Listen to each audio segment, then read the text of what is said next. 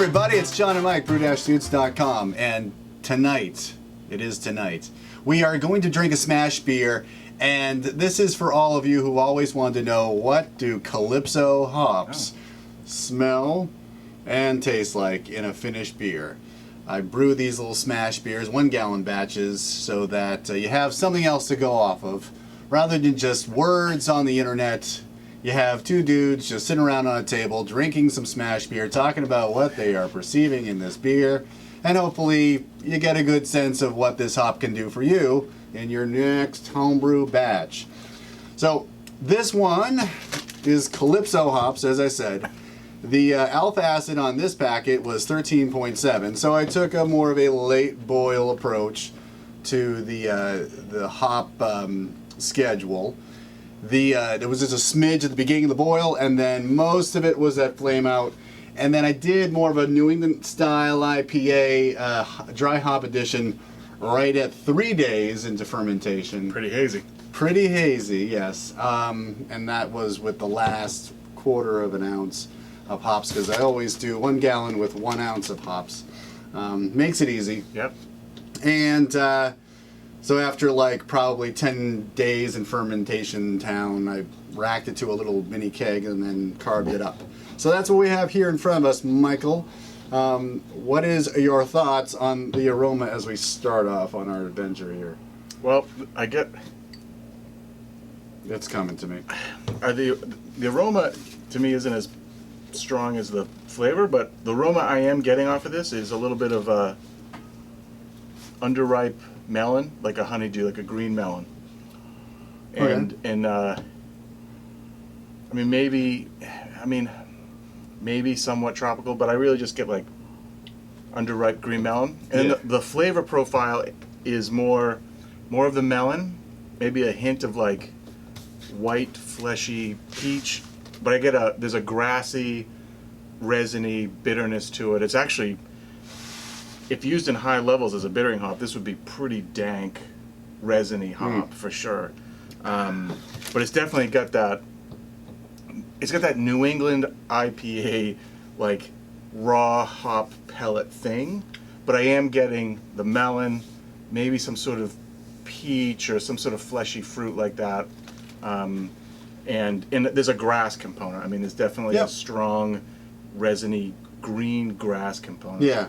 It's funny you said melon on the aroma. I was getting pear, which is kind of the same type thing. I debated that. Yeah, like a sweet fruit.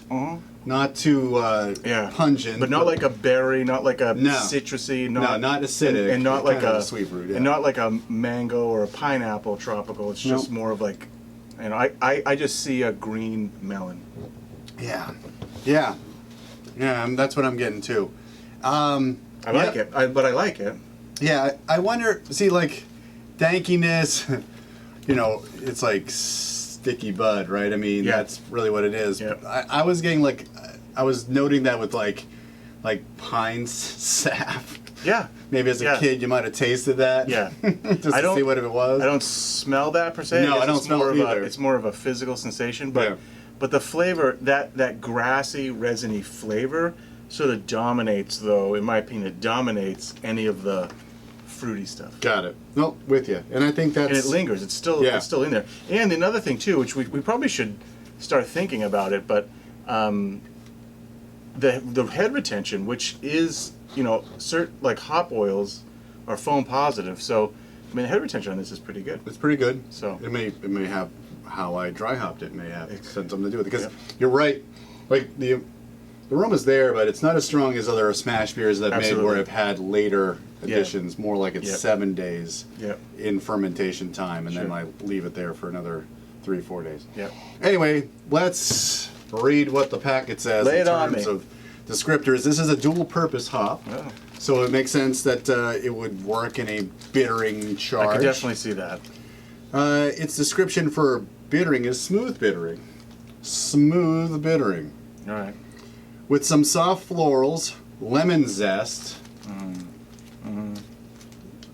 dried apple and pear.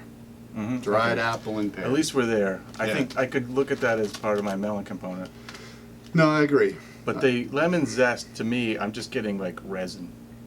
What do you think that could? Is that what do you think it I mean, is? when you said lemon zest, I mean, I can like a little bit lemon zest that's a little bit too pithy. But to me, it's just hop, resin. It's just like that more aggressive, bittering, resiny hop profile, like in bittering. As a dual purpose hop, that's definitely what you'd be getting out of that. Yeah. You know, if you dropped an ounce of that in a bittering, man, I bet that'd be pretty strong. If you like that, but that's more traditional, maybe. West Coast, dare I I say, think. West Coast. West Coast. Like if you made a dry beer and you want to have a firm bitterness, like a Stone IPA type of thing, you know, like using like a good Chinook or a CTZ type of bittering hop, I think that's what you'd get here. This might be a little just softer than those. Yeah, it's definitely a little softer. Yeah. So your final thoughts. This is a blendable hop. Yeah, This would be absolutely. something you This is in add. that part. Yeah. Yeah, this is not something you would say shines alone. This is something you would add. You'd say like, okay, I get the pear, I get the pithiness, Yeah. I get you know, there's a soft bitterness going on here. I'm starting to get the apple now that's warmed up a little bit. Yeah. But this is something like maybe you put at the beginning of your hop schedule for a big IPA. Yeah. Just to kind of maybe as a rather than Simcoe or something, Yep. do this instead. Yeah, I think you could get some good bitterness here, and it would probably, rather than bitter at 60 minutes, you could probably trick the palate by putting in some of this at say 30 minutes to retain some of that flavor, and then build in with whatever other hops you wanted to do for the cool factor, for the wow factor. But there's enough just hopness here to give you an apparent a bitterness without actually having higher IBUs. Yeah. Right? I mean, Yeah. that might be an interesting way to go. I like that. Calypso Hops. I really thought this was going to be more tropical. I was hoping so with that Yeah. name. You know. I guess they just said, oh, well, that sounds cool. Yep. You know, maybe they thought this was kind of tropical, but other varieties are certainly more in the realm of what I would say tropical fruit than Yeah. this one. Yeah. So take it for what it is. That's our take on Calypso Hops.